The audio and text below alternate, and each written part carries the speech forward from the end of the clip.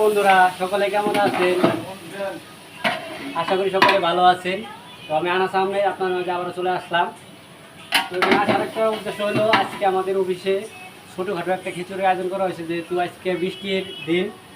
তো আমরা যেই কথা সেই কাজ বলে শুরু করলাম।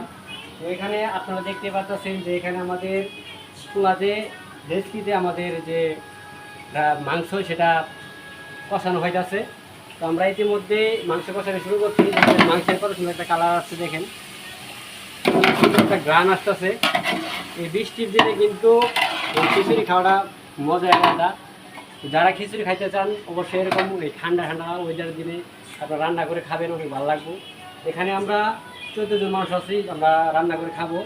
সাথে সালাদ আছে, আর এখানে চাউল আছে, আর এখানে সাকিব আছে যায় আমার পাশাপাশি কাজ করতেছে।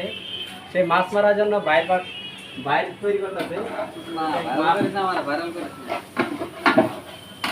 অবশ্যই আপনারা ভিডিওতে অবশ্যই লাইক করবেন, শেয়ার করবেন। আর তরকারি কালারটা কেমন হয়েছে অবশ্যই একটু কমেন্ট করে জানাবেন। দেখেন অবশ্যই কিন্তু কমেন্ট করে জানাবেন।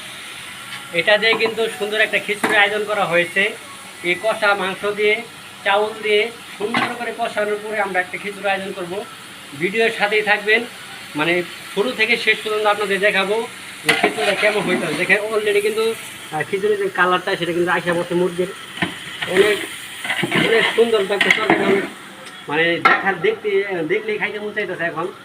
তো পাশেই থাকবেন আর ভিডিওতে শেষ পর্যন্ত আপনারা দেখতে যান যে খিচুড়িটা কেমন হয়। সবাই ভালো থাকবে।